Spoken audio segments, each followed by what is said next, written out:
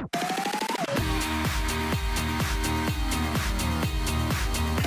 welcome to KSL Plus, the digital-only newscast where we dive deep into some of the biggest stories of the day. I'm Matt Rascone. The nursing profession has been in the spotlight over the last year. They're on the front lines of this pandemic, but they've been on the front lines of just treating the sick in Utah and around the country for much, much longer. This story really began when a nurse reached out to me. Today we take a look at my conversation with Deseret News reporter Sarah Israelson Hartley. And just kind of explained what they were seeing and what they were worried about, what they were dealing with. She talked to dozens of nurses about the profession, what the pandemic has revealed about it, why many nurses are leaving, and what we should take away. And so I thought, okay, if one nurse is experiencing this, maybe there are others. And so I just started talking to more nurses and kind of asking, what are you seeing? What are you experiencing? What are you feeling? We've all been hearing about nurse shortages. That was a really big issue around the country. So what does this mean for Utah? Is this happening here? How is this affecting nurses here? That one nurse, it sounds like, turned into several.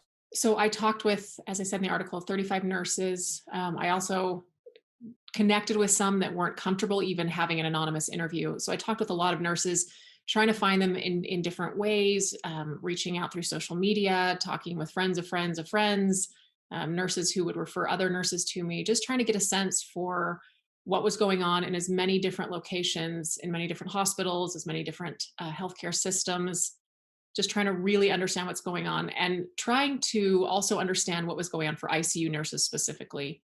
Because obviously, like a labor and delivery nurse is having a very different experience than an emergency room nurse or an ICU nurse. Same thing with pediatric nurses. They're seeing kind of a different situation right now than the adult ICU nurses. So that's what we really tried to focus on, is I just tried to find ICU nurses that could really talk to what they were seeing with COVID patients specifically. What did you find? What were you hearing from these nurses about their experience? Well, it seemed like, to kind of take this in a couple parts, it seemed like it was something where we don't think about nurses a lot in general. Hopefully we're not visiting the hospital often. And so we kind of maybe even potentially forget that they're there and the work that they do until we need them, until that crisis happens. Right now, the crisis is happening everywhere. COVID is of course affecting everyone in a variety of ways. They've really been brought to the forefront, but at the same time, as you said, the pandemic has revealed that there are things that haven't really been working for them for a long time. And they were able to kind of get along and make it work because there wasn't a global pandemic pressing down on them on all sides. And now that there is, these things that they were kind of making work are no longer working. And it's really getting harder to do their job when the demand is so great. The pressure is so high. The stresses are just almost unimaginable in some cases. And we're just asking much more of them than we've ever asked before. And the systems that have been kind of working in the past are just starting to break down, and they're just not working. The things you kind of get into is the idea, which we saw a lot of, I think, at the beginning of the pandemic. At least I remember, nursing shortages. We need nurses. They're not there, and there's a big problem there. But what was the takeaway for you? That was the really interesting point, because you're right. We had been hearing that we don't have enough nurses. But when I really started to look at the numbers, at the data, that's not entirely true. Like we kind of have to unpack that sort of claim. There are, right now, the pandemic has created this situation where we definitely need nurses. We need bodies in hospitals taking care of people. But generally, that's not the case. We don't have this overarching global shortage. We have regional shortages and we have experience shortages. As older experienced nurses are retiring, they're being replaced by younger nurses who are excited and energetic, but just don't have the same years of experience behind them as these older nurses do. And so to just kind of use that as an excuse for everything, well, we don't have enough nurses, we have to really look at what that means, because there's also the situation where maybe healthcare systems and hospitals across the country aren't doing the best they could to keep the nurses that they already have and to support them, to retain them, to offer them the things that would be really helpful to keep them. And a lot of the nurses talked about that it's not just about the money, it's about feeling supported so that they can do the job the best way they can. And I heard from a lot of nurses that the hardest thing for them is to go to work and feel like they can't do their best for every patient, because they want to care for their patients the best way possible. They are very kind, giving people that are in a very selfless profession. And the hardest thing for them is to go to work and feel like they don't have enough time or resources or support to be able to care for each patient the way that they believe that patient should be cared for. And that's really what's driving them leaving, because they just, it's sort of this moral quandary that they're in, that they can't give the care that they know needs to be given. What did they say when you reached out to these healthcare systems in Utah?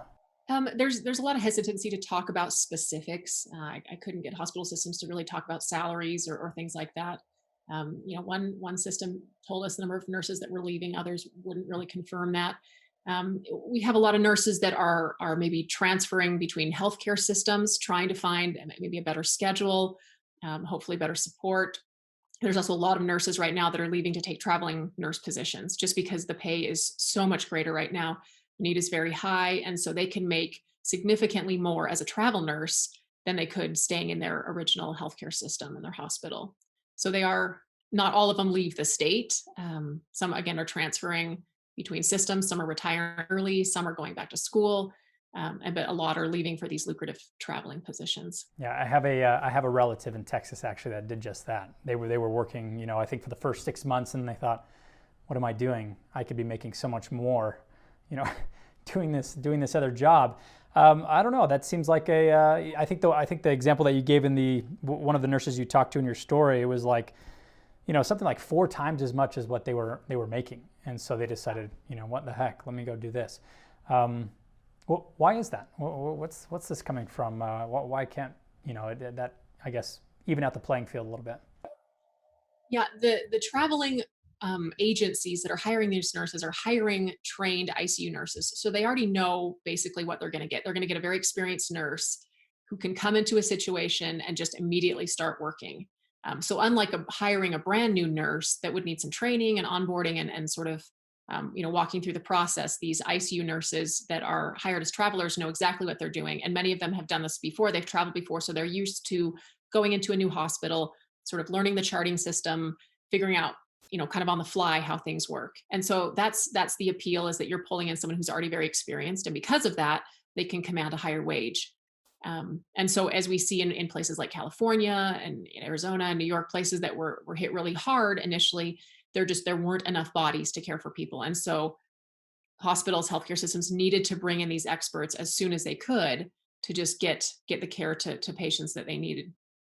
So as the pandemic has continued, and for a while we saw the entire country really struggling with this, there just weren't enough even traveling nurses to go around. And so in a scarcity, they could command a much higher wage, and people were receiving wages that they even acknowledged were larger than they'd ever seen, and just kind of insanely high because the need was so great.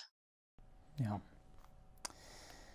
You threw out some interesting numbers in there, different studies that were showing I guess, that supports that higher nurse staffing levels lead to, or reduce, I should say, the risk of patient deaths in hospitals, and why it's so critical that there is enough, where it seems like during the pandemic, based on your reporting, they had more patients that they were caring for, suddenly, and just more to do, and not being able to, like you talked about earlier, I guess, give all and do their best for every single patient.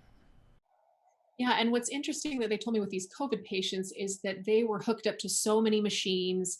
A lot of them were prone, meaning they were laying on their stomach, which is not very common to have an ICU patient do that. And so it took a lot more care per patient.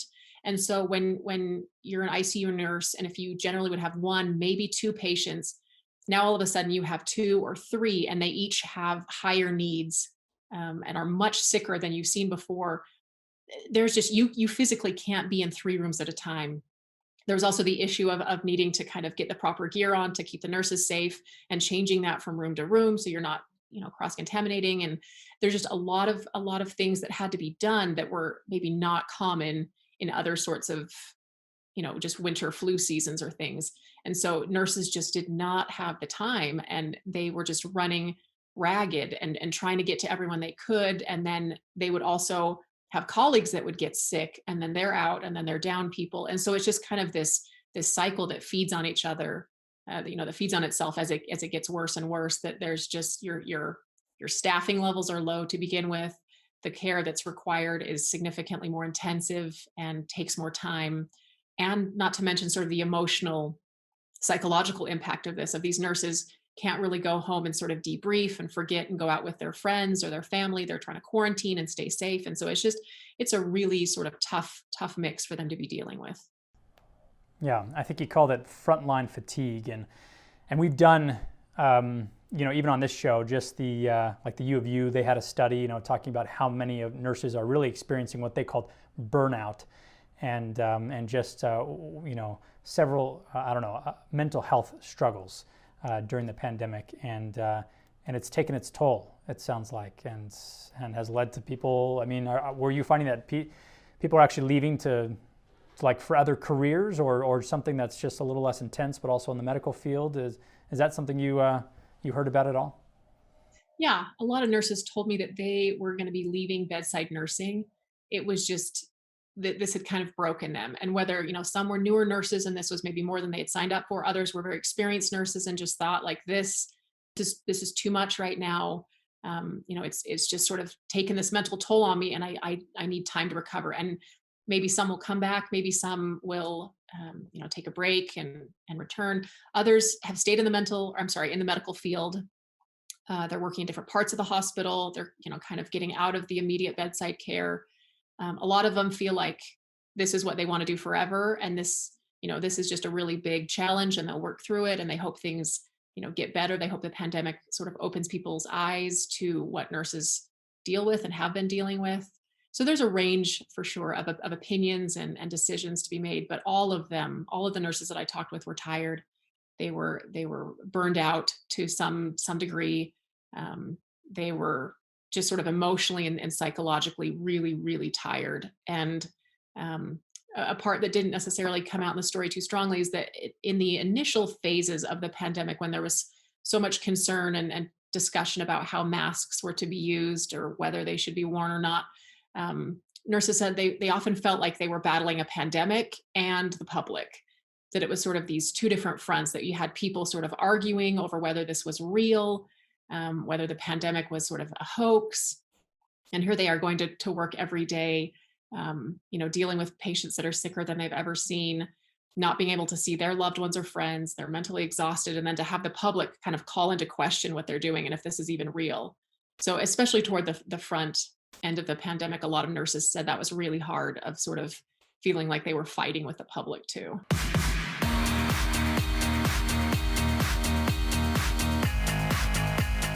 There was a compelling image in your story that caught my eye.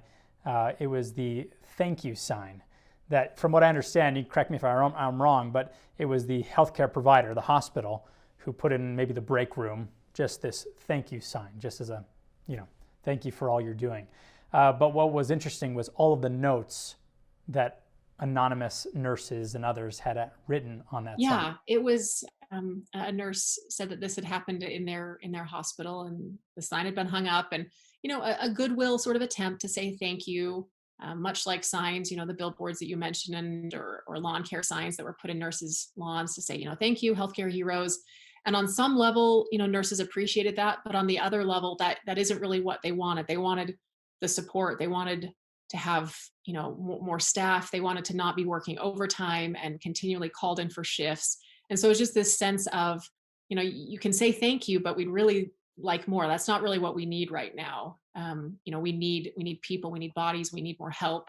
We need to not be working 16-hour days, day after day after day.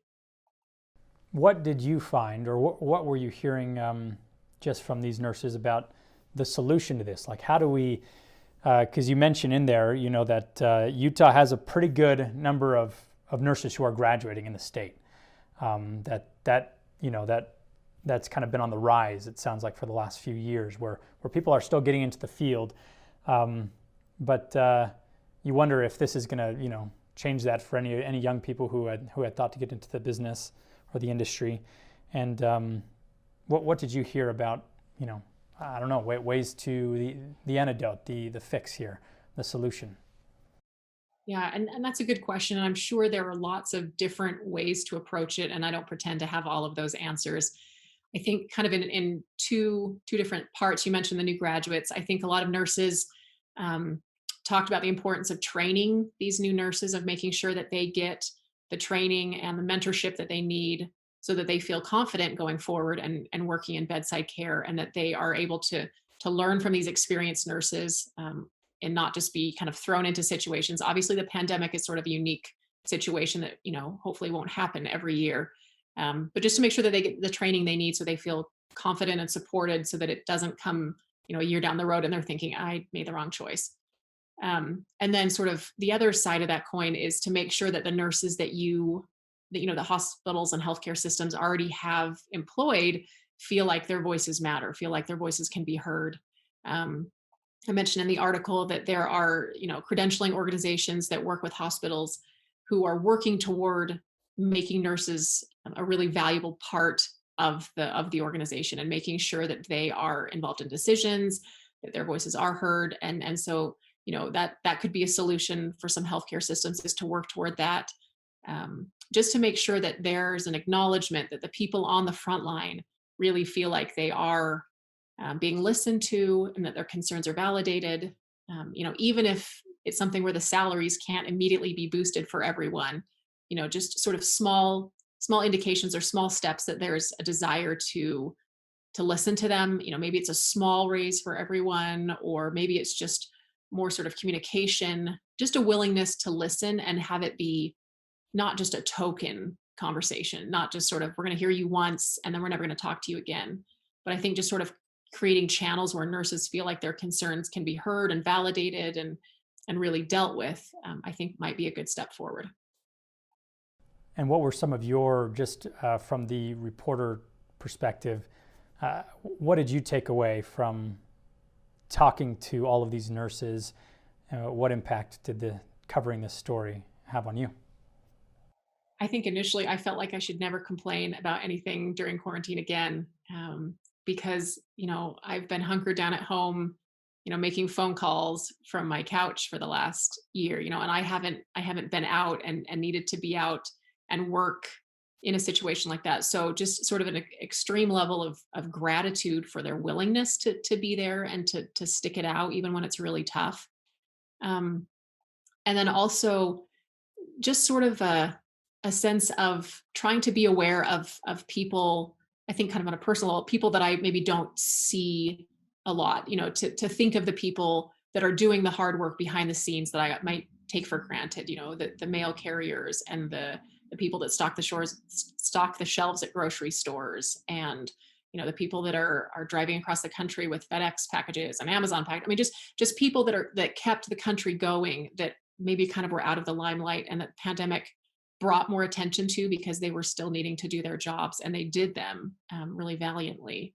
And so I think just on a personal level, that I increased my gratitude for those people, and opened my eyes as to ways that maybe I could support them. And I was trying to do that, staying home, wearing my mask, trying to be supportive of the public health mandates that were issued, but just a deeper sense of gratitude really for nurses and those in the medical field. One other thing I thought of, I mean, did the vaccine offer any sort of hope for these nurses? Was there an end in sight to, obviously, a lot of these issues they felt like they had been dealing with for some time, but the pandemic had just sort of, exacerbated that. The way things are going now, the trend, and the numbers, the vaccine, did that offer some hope for them? Yeah. Yeah, absolutely. Numbers are going down. And, as numbers go down and there's fewer people needing intensive care at the hospital, that does lighten their load. It makes their job a little bit easier. At the same time, you know, there are still people that need ICU care, and their job isn't over. They still have to go to work every day. It may be slightly less intense, but it's still very intense. The people that are sick are still very sick. So that is still a challenge. There's also sort of the kind of the underside, maybe the darker side of that, where the nurses were worried. Some nurses expressed concern that maybe because there was this thought of, well, the vaccine is here, everything's going to go back to normal, we're all going to be kind of saved immediately, that people would be less vigilant with, social distance, masking, staying home, and that could create more problems, or that it could even sort of lessen the pressure on the hospital system enough so that people think, or would potentially think, oh, nurses are fine. Everything's fine again now. The hospital system isn't at capacity. Nurses are fine. It's kind of back to normal.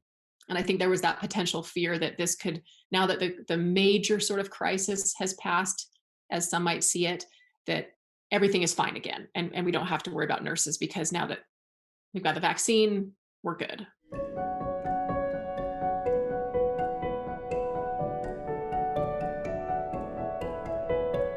And on another episode of KSL Plus, we looked at mental health among healthcare workers. And just a couple of weeks ago, we talked about the future of healthcare post-pandemic. You can find those episodes on the KSL TV app and on ksltv.com/PLUS. We'll be back next Thursday for another show. We'll see you then.